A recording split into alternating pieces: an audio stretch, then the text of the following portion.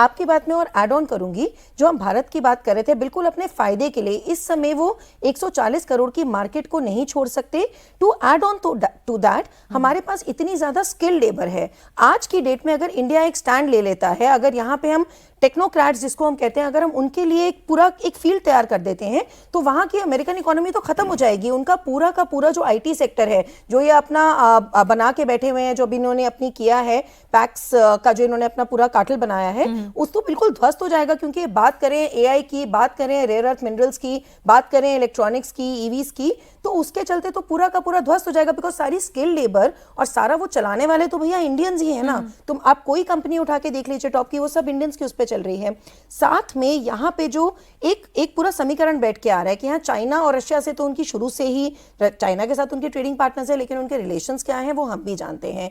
तो इंडिया की जो स्ट्रैटेजिक पोजीशन आती है, जिसको हम नया भारत बार बार कह रहे हैं, कि ये जो नया भारत है ये झुकता नहीं है, ये घुटने नहीं टेकता है। जो ये उम्मीद भी कर रहे हैं कि जी हम मान जाएंगे, हम टैरिफ्स के डर से डर जाएंगे, क्योंकि अमेरिका केवल 3 स्ट्रैटेजीज पे खेलता है। उसकी फर्स्ट होती है या तो टैरिफ्स लगा के डरा दो, धमका दो, दूसरा होता है फोर्स दिखाओ, और तीसरा होता है कि डी रिकॉग्निशन, जिसका जैसे वो कर रहा है, जिसको हम अरब स्प्रिंग स्ट्रैटेजी भी कहते हैं, कि वहां के प्रेसिडेंट या वहां के हेड ऑफ स्टेट के खिलाफ ऐसा एक जेंजी उपद्रव, जिसको बड़े में सरल शब्दों में कहूं तो ऐसा एक माहौल क्रिएट कर दो कि वहां पे गद्दा, जिसे कहते हैं गद्दी पलट हो, सत्ता पलट हो। ये वो उसकी 3 स्ट्रैटेजीज रही हैं ट्रंप की।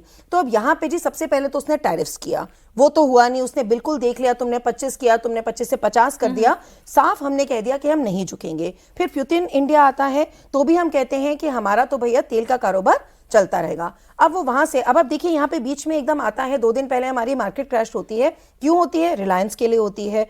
वहां कहते हैं कि जी जामनगर में रशिया के तेल पड़े हैं। तो ये सब ऐसे ही तोड़ी उठता है। आप सोशल मीडिया पे झूठ, जो आप झूठ की बात कर रहे थे, ये झूठ फैलाते हो, उसका ओरिजिन तो है ना। और उसका ओरिजिन अगर आप देखें तो वो आईपी एड्रेस जो अभी आ भी रहा है, कि आईपी एड्रेस उसका वहीं से आ रहा है।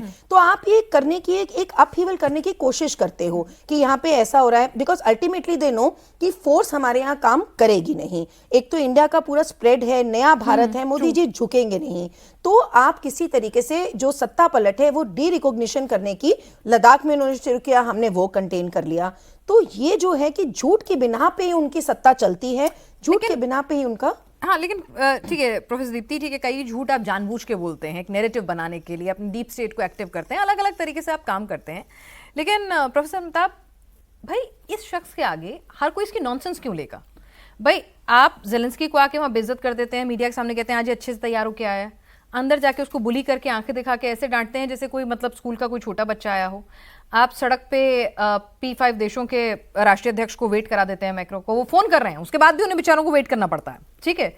ये आप गत बनाते हैं, फिर उनकी मिमिक्री कर देते हैं।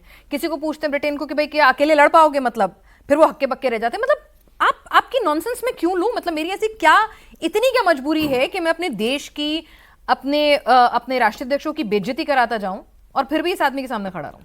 देखिए, सबसे बड़ा इंपॉर्टेंट चीज जो रियलिटी है कि अमेरिका दुनिया का सबसे बड़ा पावर है। नहीं, पावर तो फिर हमारे लिए भी है, जब हम इसको आंखों में आंखें डाल के जवाब दे सकते हैं, तो बाकी क्यों नहीं? उसके रिप्रेजेंटेटिव हैं, वो दिखाना चाहते हैं कि अपनी अकड़ क्या है, धौंस। और ट्रंप साहब में एक खासियत और भी है जो आपने नहीं नोटिस की है या किया भी होगा, कि वो जितना जल्दी गर्म होते हैं उतना जल्दी ठंडे भी होते हैं। तो आपने देखा होगा एक बार ज़ेलेंस्की को इन्होंने कुछ अपशब्द कहे थे, और अगले दिन किसी ने उनसे पूछा, प्रेस रिपोर्टर ने, कि आपने ऐसा कहा था, तो सीधा कहते हैं डिड आई से दैट। तो ये भी एक क्वालिटी है उस आदमी की, क्योंकि वो डील मेकर है। वो जानता है कि किसी चीज को स्ट्रेच करेंगे तो डील खत्म ना हो जाए। ट्रांजैक्शनल रिलेशनशिप भी चाहता है, उस ट्रांजैक्शन में भी फायदा चाहता है। तो उनका सीधा इंटेंशन क्या है? किसी भी तरह अगले सामने वाले को बुली करो, इतना कि वो डर जाए। अगर वो डर नहीं पाया, खड़ा रहा, तब उससे कॉम्प्रोमाइज कर लो। आपको याद होगा जब शुरू हुआ आए थे, चाइना के प्रति काफी उनका द्वेष था, काफी उल्टा सीधा बोलते थे। लेकिन जब वहां पहुंचे तो लगा कि कितने पुराने मित्र हैं। वहां जाके उन्होंने कह दिया G2